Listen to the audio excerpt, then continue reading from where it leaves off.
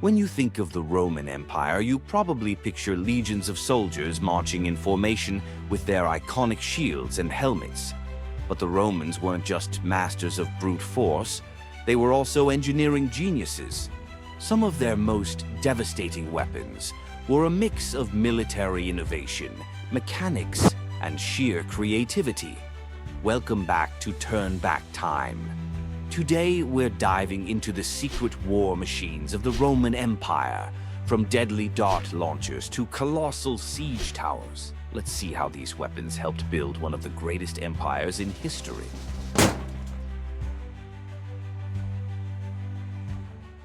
First up, we have the Scorpio, a compact, deadly machine that acted like a cross between a sniper rifle and a ballista.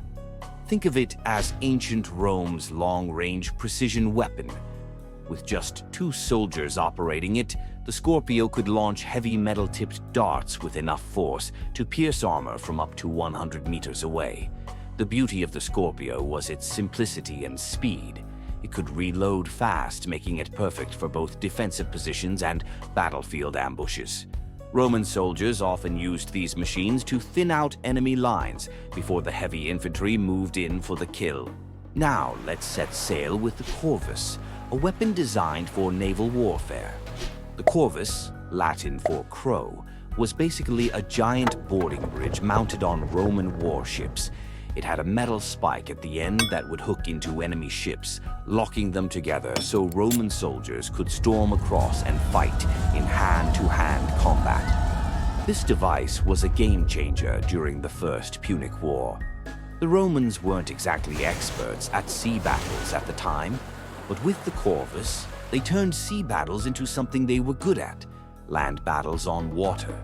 Imagine the surprise of enemy sailors seeing a Roman ship suddenly slam into them, followed by a gang of soldiers storming over the bridge. Next, we have the siege tower, also known as the Helepolis, which means taker of cities.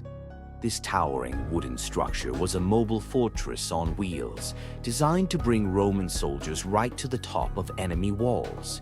These towers were built with multiple levels, housing archers, infantry, and even battering rams. The Romans were masters of siege warfare, and these towers gave them a major edge. They could roll them up to the walls, creating a direct path for soldiers to storm the defenses. Ingenious, right? But these machines weren't just massive, they were also intimidating. Now, let's talk about something that sounds straight out of a fantasy novel: Greek fire.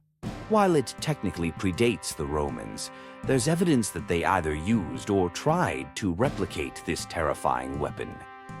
Greek fire was a liquid flame that could burn on water, perfect for naval warfare. The weapon worked through a siphon system mounted on ships, spraying the liquid at enemy vessels and setting them ablaze. Imagine being a sailor and seeing flames that can't be extinguished, not even with water. Yeah, not a great day at sea. The exact recipe for Greek fire remains a mystery to this day, probably one of history's best-kept military secrets. Our last stop on this tour of Roman ingenuity is the Ballista, a massive crossbow capable of launching giant spears, bolts, or even rocks with devastating force. The Ballista was like a supercharged artillery cannon. These machines could break walls or shatter enemy lines, giving the Romans a powerful tool in both siege warfare and open battles.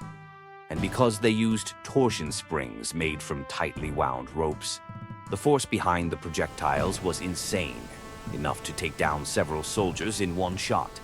In a way, the Ballista was the Roman Empire's answer to modern artillery, heavy firepower that could rain destruction from afar. So, what do you think? The Roman Empire wasn't just about swords and shields. It was about innovation, engineering, and fearsome war machines. From deadly Scorpios to flaming Greek fire, these weapons helped the Romans conquer and defend their empire for centuries.